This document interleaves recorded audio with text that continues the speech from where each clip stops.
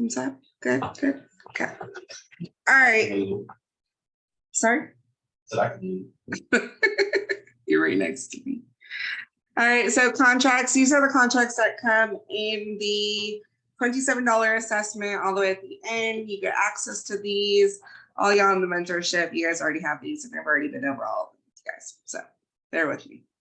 All right, so we have contract number 1, seller to wholesaler, your purchase and sale agreement, PSA, A to B contract, however you want to say it, that's what this is.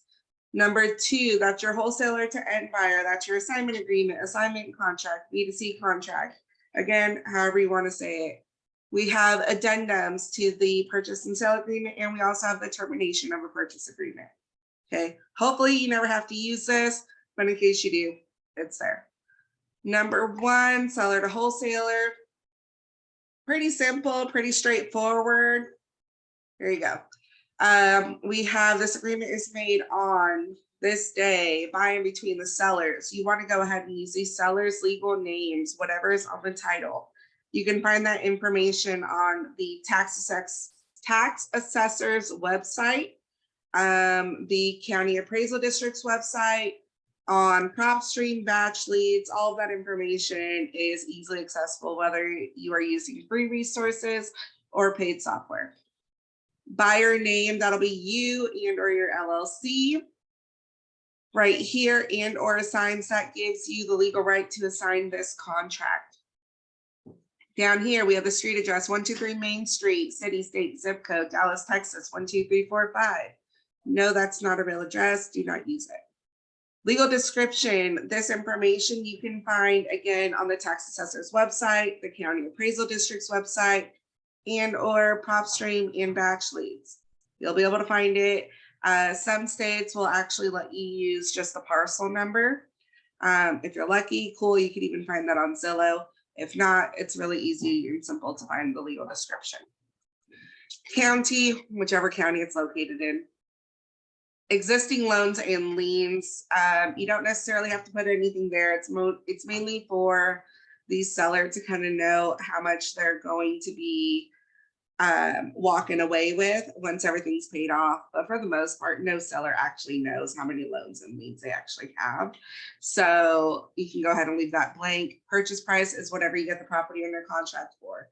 So if you get the property under contract for $100,000, that's what you'll put it there. Right here, paragraph 3, inspection of property. This right here gives you the legal right to terminate this contract at any time. It says right here, prior to the inspection period, buyer may, in buyer's sole and absolute discretion.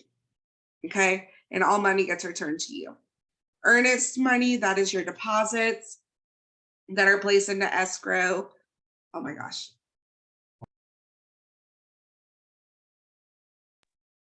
Sorry, y'all. All right. I can't talk. You got to do it. What the hell do you want me to do? Hold on.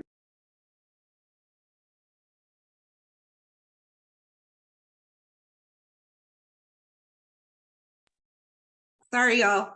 Allergies, horrible. Don't mind me. Okay. So earnest money, you can do $0. Most sellers don't care. The most that we have ever in all of our contracts put down is $100, but that is in the form of a check made out to the escrow company or the title agency, whatever you're going with, and it won't get cashed until the very end. And by that time, you'll have already received your money back. Next, we have the closing date and transfer of title. So the way that we explain this to the sellers is ideally I want to close in 2 to 4 weeks. Okay. However, always blame the title company. Okay. If title doesn't close in time, if the title doesn't clear in time or whatever, I don't want you to have to fill this out all over again. Okay. So do you mind if we just put 45 days out? Oh, thank you so much for looking out for me. I really appreciate that. Of course we can put 45 days.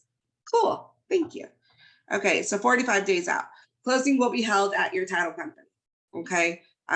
Whichever title company you're using. If you purchase the $27 assessment, we give you a title company that works in all 50 states. It says right here, seller agrees to extend the contract for 15 days if need requested by the buyer for any reason. Seller shall maintain the property in its current condition. Seller initials, your initials. Remember, for all intents and purposes, you are the buyer of this property. Occupancy, you're gonna go ahead and put, it'll be vacated by, or you will maintain possession of this property by close of date of escrow. Or if the seller says something different, then you guys can do something different. Check if the property shall be vacant at least normally like 7 days if it's already a vacant property, or maybe even 1 or 2 days if somebody's moving out of it. If it is rented out or it's going to be rented out, you can go ahead and check this one. Right here, the seller is aware that the buyer intends on reselling the property for a profit. So this right here lets them know that one, either you may sell the contract and get a profit from it that they have no right to, and or you plan on like fixing and flipping this property and not holding on to it for about 20 years, right?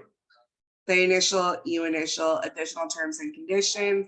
Anything that you put here, you want to go ahead and make sure that it's legally binding. You don't want to say something that's going to contradict the contract. I recommend that you run it by a real estate attorney. Most title companies have an in-house real estate attorney. Okay, you don't have to go and hire one. You can send an email to the title company, ask them, hey, the seller wants to put this in there. Hey, I want to put this in there. How would I phrase that? All right, no commissions, fees.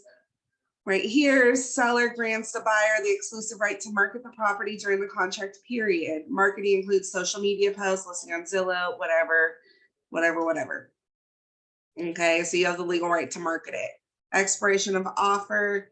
We normally give the seller about 48 to 72 hours to fill it out. You're not here to push, persuade, convince the seller to sign it. You're not here to force them to sign it. Let them read it over. Let them run it by a real estate attorney or somebody else, maybe a friend, whatever. There's no rush, give them 2 to 3 days. They initial, you initial, they sign, you sign. All good. If anything needs to change for that, you're going to go ahead and use the addendum. Again, super simple, your name, the date, their name, the property address. If you need to change the price, right? If you need to negotiate the price lower, you can change the price right here instead of signing a whole new contract. If you need to change the closing date, you can put that here. If it was supposed to be vacated, but now the tenant's going to stay there longer, you can put that here, right? So anything that needs to change, you would just write that in. You sign it, they sign it, send it over to the title company. All right. If you need to terminate it, here's your termination. Okay. It's just a normal termination letter, shows where the money is going to once it's terminated. Some title companies will let you go ahead and just send them an email saying that you're terminating the contract. Other title companies want an actual letter. The seller does not always have to sign it. Think of it as a divorce. Some states you don't need both parties to sign it for you to get a divorce. Somebody just has to say, hey, we're terminating it. Boom, it's terminated. Okay. Now we have our assignment agreement. The reason why I love this contract is because it shows you that the assignment fee is calculated as the difference between the sales price of the contract and the amount of whatever. If you got this property under contract for $100,000 and the end buyer agreed to purchase it for 120, you'll go ahead and put $120,000 here. Okay, and your assignment fee is the difference. Okay. Absolutely wonderful, great to have. All right, we have the assigner, that is you. The assignee is the end buyer. Subject property, 123 Main Street. Property escrow is held at the title company. Whichever title company you're using, that's what you'll put there. If escrow fails to close by 12 p.m., whatever state the property is in, on whichever date. We always like to put the closing date for the end buyer as 1 to 2 weeks prior to the closing date for the seller. Okay, if anything happens, if you need to extend the contract, if the end buyer backs out and you need to find a new end buyer, you have enough time to do that. Okay, so I always recommend doing it a week or two before the closing date. Right here, earnest money. You always want the end buyer to put down earnest money. The amount, that all depends on you, whatever you deem fit, necessary, whatever. Normally, if the property is under $50,000, we'll normally do an earnest money of say like 2,500 to 5,000. You know, if the property is like 100 to $200,000, we'll do maybe like $10,000 for the earnest money. Okay, it's up to you, whatever you want. I also like it to be a portion of my assignment fee, just in case they do back out, then at least I still make some kind of money from it. All right, so by 5 p.m., whichever state the property is located in, and it's within 24 hours, okay, they'll send it straight over to the escrow company. Again, this is going to be the sales price of the property. And right here, all of this information is going to be your title company information. All right, earnest money is deposited with the escrow agent or the escrow officer or the title company, whatever you want to say. A signer and assignee authorize the title company. So whichever title company you're using, Title Clearing, Escrow Group, Blueprint Title, Chicago Title, whatever, you'll put that there. Okay, we hold harmless and indemnify whichever title company. Assignee permits whichever title company to provide a signer with a copy of the settlement. All right, executed on this day. And we have your signature, or sorry, their signature, and then your signature. Okay, pretty sweet, straightforward. It does look a little daunting. It's all closely written, all that fun stuff, but it's very simple. All right,